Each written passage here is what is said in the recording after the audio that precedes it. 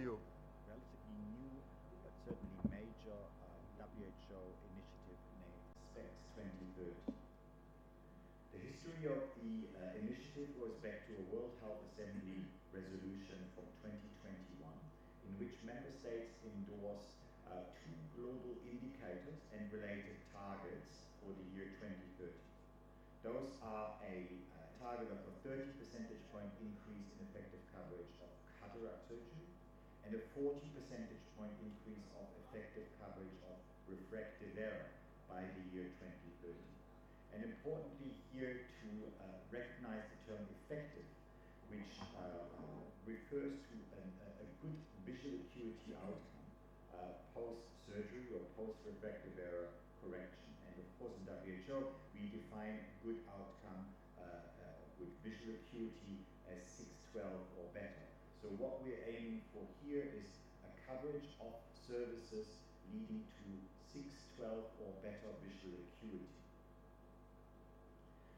So if we set ourselves a global target, of course it is important to understand our baseline. And here we estimate that in the year 2020, only 36% of the global population requiring refractive error services have received a service with an effective outcome, i.e. 612 or better.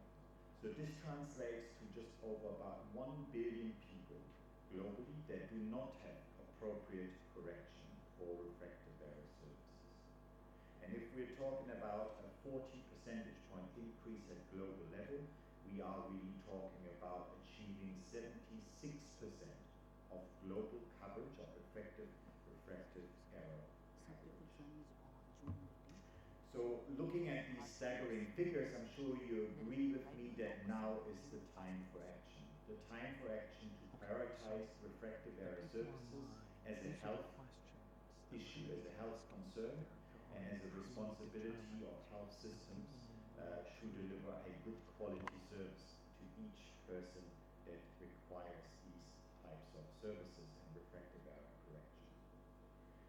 The SPECS 2030 initiative was launched pretty much 1 year ago at WHO headquarters, and the sole mission of the initiative is to support countries towards their efforts in achieving the World Health Assembly endorsed 2030 target on refractive error coverage. SPECS is also an acronym for the 5 key strategies that the global initiative is working towards. And here the S in SPECS stands for the need to improve access to refractive services. The P stands for the need to build the capacity of personnel to provide services. The E stands for the need to improve population awareness and education.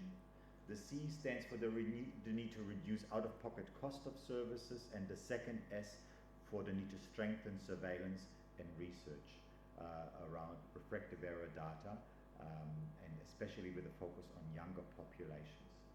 For each of those 5 strategic areas, we have defined what we call desirable outcomes, or outcomes that the initiative is working towards achieving.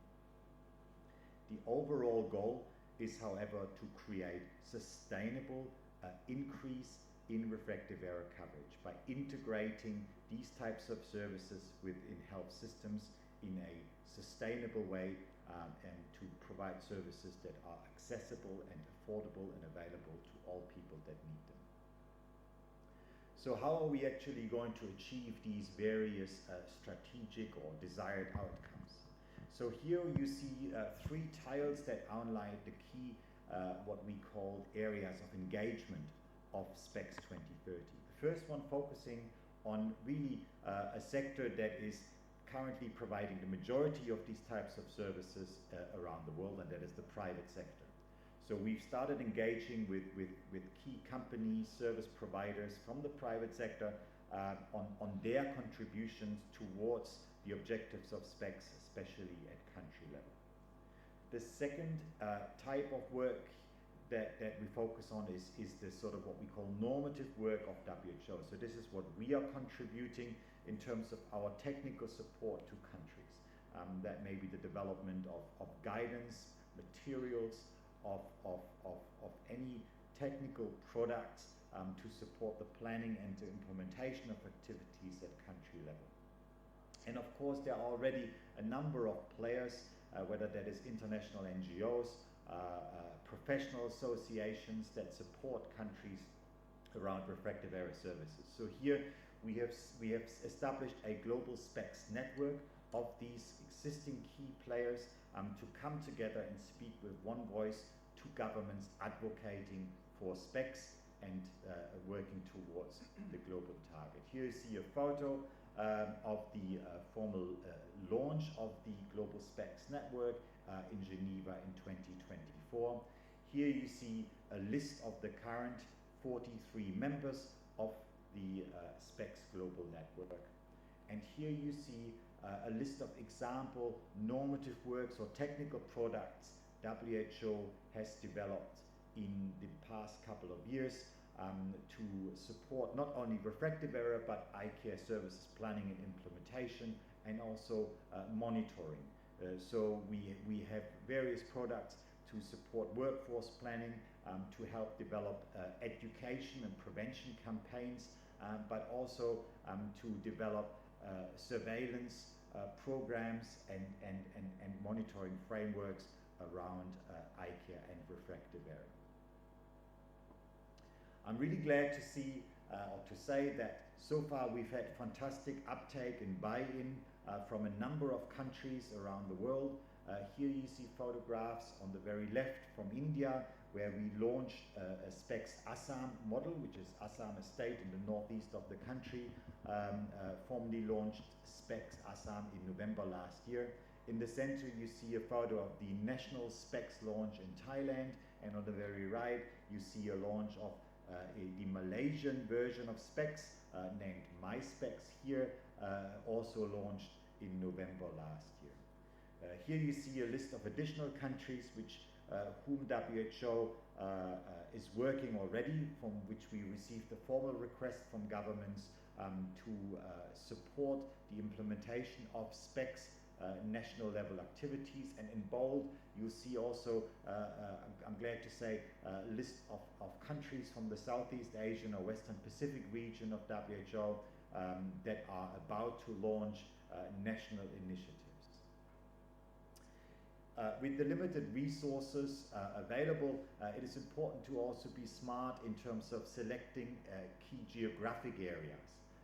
And here you see a map of the world outlining estimates for effective refractive error coverage rates, showing that the African region or the Southeast Asian region certainly would need to be key priority areas, geographic areas for SPECS, at least at the initial phase of this initiative. And these are areas that we're certainly prioritizing when it comes to the supporting from our side.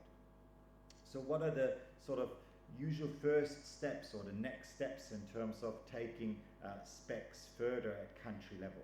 So in our experience, once a country is requesting WHO involvement and agreeing to a SPECS 2030 uptake, first step might be to conduct a national situation analysis.